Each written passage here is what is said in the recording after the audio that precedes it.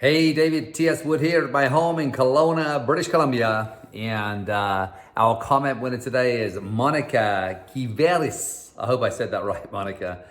She said, another great message and insight, David. And she said, how you feel is truly what you project, consciously or unconsciously. Hugs.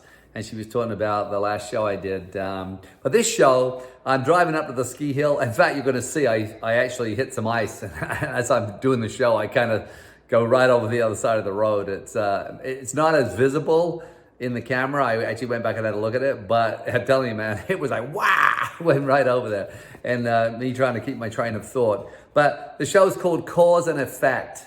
You know, how we just sort of create everything around us. Everything. We create it all. We're these powerful beings, like the magician. I know I talk about similar things. Some of these things keep coming up over and over again. But I just, once you get this, it's like the most powerful thing. Once we understand how powerful we are and we understand how to utilize it and how, for example, how we do anger, how we get triggered, how we actually work at it versus, just going from one thing to the next without understanding, I have a choice. I don't have to be angry. I can choose a different behavior for that particular, as a response, right? So it's a great show. Again, it's just me driving. A lot of people seem to like that. Enjoy the skid. I survived. I'm here. And if you're thinking, oh my God, he almost died, don't think that, because I didn't at all. Didn't hit a thing. All right. Anyway, enjoy the show. You know what to do. Tanank, tanank, tanank, tanank, tanank. The more you push the notification button, the more you'll hear about things sooner. I appreciate you doing that. And we'll definitely see you on the other side.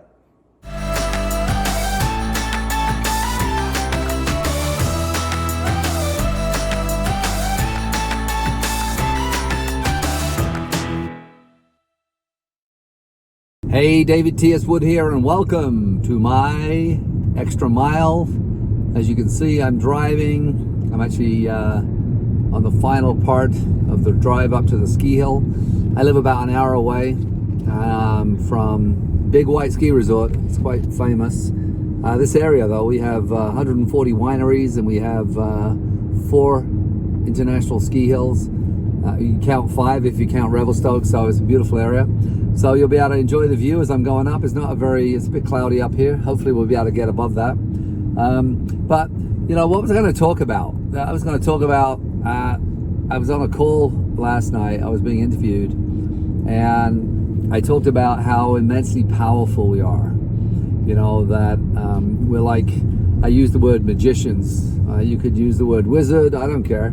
Use any word you want, but this is how powerful we are, is that whatever we want, we can have. It sounds ridiculous, but now, let's be honest. If we're talking about financial freedom, or we're talking about, $1 million, then what I'm about to talk about is preempts that.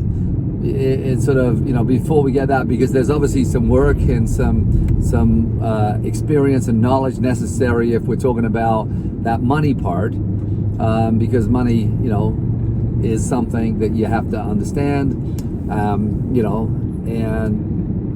however, and I'm going to be a little bit more in and out of the conversation because the road's quite slippery, but however, when I talk about the power of the magician, it's like this. It's like, if I walk outside today and I am angry, right? To be angry, I have to think certain thoughts. I have to physically move in a certain way. I have to focus on certain things. Anger is something I do. I'm not just angry. I can become and behave. Maybe that's what we should say. You don't become angry, you behave angry. It's a behavior, right? And the behavior is a set of different things, including movement, thought process, physiology, all these different things add towards anger. Anger is not just something that it can't happen in a vacuum. It's not like I'm smiling right now and suddenly I'm angry. Something has to happen. I have to see, hear, experience something. then I have to give it meaning, because I can have a friend come up to me and call me a most profound or dirty word, and say it in such a nice tone, and I can laugh my butt off. Or I can have somebody else look at me in a sinister way, say exactly the same thing, and I can take offense. I can become triggered. That whole word of triggering, right? So I become, or I behave angry. And so I have to do all these things in sequence. So, but however, when I behave angry, in other words, when I do these things, mostly unconsciously, right? And I'm looking down or scouring with my face, I'm tense in my body, I'm focused on something negative, normally an action of a person or a thing, or the plane was delayed. I can't believe that one. Don't even get me started on that one. As a man who's traveled all over the world, when a plane is delayed, or pilot doesn't show up because his plane was delayed, and people get angry, I want to bitch slap them. Are you crazy? Are you kidding me? Is that that we think that something mechanical that we rely on to move someone thousands of miles can't suddenly break or need maintenance for the art of safety, or that there's a schedule because of weather. And you get angry? Are you insane? That's just the most insane thing, but that's people, right? So when I'm angry and I do all these things, I'm focused, I'm pissed off, I'm scouring, I'm tense, I'm emitting this angry energy, all right? Then what happens? What happens the first person I walk up to, and I practice this. This is where the magician, the person like me, who understands that I have ultimate power on all things, all situations, all people, right? What happens is when I walk up and I'm witnessing someone being angry, right? And this happens a lot. I'll use the airport analogy, and I'm sure I've spoken about this before, right? And someone's being angry because their flight was delayed or missed and they had to get a new ticket. So they're impatient, frustrated, short, impolite, unapologetic, they're just all these different things. So the person helping them is doing so under a very different mantle, the mantle of pressure, and because they have a job or a job, they have this fake kind of, and you can see it. Anyone witnessing it, I'm watching it from across the room, I can see both the perpetrator and the recipient of this and what's going on. Now, I can walk up to that same person 5 seconds later with an open, kind, compassionate, caring, loving energy and say something like, whoa, see that? Let's get it across the road there. And say something like,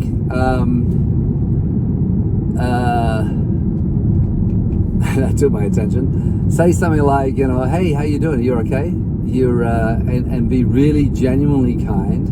And I can apologize for the person ahead of me. Hey, sorry about that. I'm sure that person, they didn't seem very kind. And you okay? You need a hug? I often lead with that. You need a hug? And now people who don't know you don't always accept that. They won't say, yeah, give me a hug. However, what will happen is there's an immediate response in their body of relief, and tension flows out, and they immediately, you see them go like gasping for a new breath, and the response is typically always beautiful. And it's like relief, it's openness, and there's this immediate willingness. And this is why the magician understands that you have power over all things, but without intention. The intention isn't to get, it's to give. So I have this power to give. I can give kindness, not expecting that person, let's say they were really upset to the point, or they're having a bad day. This is a really important one. So let's change the scenario where they're having a bad day themselves, and they're angry, short, and frustrated. I've done this 1,000 times, thousands and thousands of times. I look at it as a personal challenge. The angrier the person is, the more compassionate I am, because two angry people does not equal a whole. It just equals, because emotions go up, right? And intelligence goes down, and frustrations grow. Anyway, so what happens is there's a thing that I can do is I continue to think great thoughts. I know this sounds ridiculous, but only if you don't understand it. If you don't understand its absolute power, right, which I do, then when this person's being and really is not really deserving of my kindness, of my not really deserving of my, sorry, I just let someone go by me, of my presence and of my compassion, but because I do it and they're still wanting to be angry, I can break through it because I have no expectations that it will. But instead of me jumping into their darkness, I stay really light, and I can even approach you. I say, you having a hard day? You okay? You need anything? Just that. And people say, oh yeah, sorry man. I just the last guy was such a dick. Yeah, I understand, I heard, no worries. Hey, do you need some time? It's okay, I understand. Because especially when everyone's in a hurry, when you slow it all down and you say, hey, listen, don't worry, I got all the time. And I love leading with that, even if I am in a hurry. You say this to someone, don't worry, I got all the time in the world, it's fine, there's no rush. People just oh, and it's almost like the tension goes again, and they start helping you in a different way. So it's like this incredible power. And you may have heard me say this before. In fact, I may have even done a show, and I don't know what I do shows on. I forget.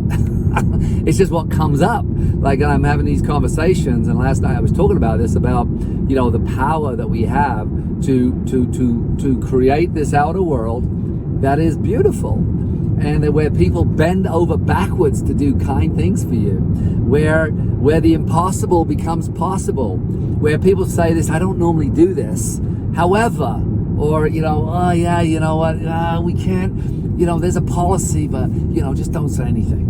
I mean, this happens all the time. Now, you're not being kind, and again, I know I've said this before, you're not being kind to get that stuff. You're being kind because it creates a world for you. I have this world that is conscious, where now I'm in this place where whatever's happening, they're being upset, I'm not upset. I am now putting out compassion, and I can see results. And even if I don't, I can still enjoy the moment. I can still be there in a different energy, which means at all times, if what I'm doing is having a positive response, and that the person is opening and being kinder and more compassionate and more loving, amazing. Now, if for some reason that doesn't happen, then I'm still in this calm and centered place. And it's interesting, isn't it? Because if you ever watch the work by Cesar Millan, the dog whisperer, right? He is brilliant. And I've watched him even live. I went down to an event in Penticton, which is about an hour from my place, and he was on stage, and they'd bring out these wild freaking dogs that were like, uncontrollable and barking, and within minutes he would transform the dog, and the dog would be walking gently by his side with one finger on a leash, right? And he'd only spend a few minutes, and he calls it calm, assertive energy. Calm, assertive energy. The same with kids, right? If you start getting frustrated and you see what happens, your kids model everything, right? So, but when you have calm, assertive energy, you have this ability to transform a child. You do. You just have an ability where some other parents will be smacking them on the butt and screaming at them. Somebody else comes along with this calm, assertive energy, and they do a pattern interrupt with kindness. I mean, I suppose I'm saying words now, I'm thinking, oh, that's really good. Calm, assertive energy, I know, but a pattern interrupt with kindness. Oh, look at that. Because normally we do pattern interrupts with anger or frustration or short-temperedness or, whatever, interrupting people. So I think that, my point of this particular show, how many minutes am I in right now? 12 minutes. Can it be 12 minutes? Well, my point of the show then is that, if we want to experience the world of the magician and you want everything to go in your favor, then you got to understand that you give disproportionately, and you give it to people that don't deserve it. you have the ability to sort of elevate above situations, and because of those things, there's an immediate response in the environment. Because look, even if I don't even think about, I think a lot of you know the story about the boat I bought down in the Caribbean, but I ended up buying a boat with a complete stranger. But how this stranger became a non-stranger, right? And again, it's a great story. Maybe I'll do a whole show on how I bought the boat. It's a great story. And this guy, I was just on the phone with him a couple of minutes ago, right before I started this show. And but if I hadn't been in my wizard energy when I entered a plane in Miami, then I would never have bought this boat. Probably on my own, but definitely not with him. Because I walked onto the plane with this kind of wizard energy, and I know it sounds woo-woo, but it's not. This flowing, in the moment, present, kind, compassionate, open, bold, energy. Then I connected with his wife, who was sitting. They wanted me to switch seats so they could sit together. So of course I did, because that's a kindness.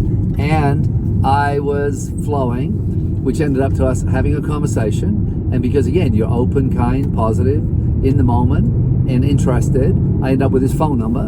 And it's just this escalation. Have a stranger, a complete stranger, after just, we're talking about a 5-minute conversation, maybe less, 4 minutes, and then bumping into him into a bar, end up buying a beautiful liveaboard boat, right? In fact, we bought 2 boats, to be honest. How incredible is that story? But that's the wizard. The wizard is magical things happen wherever you go.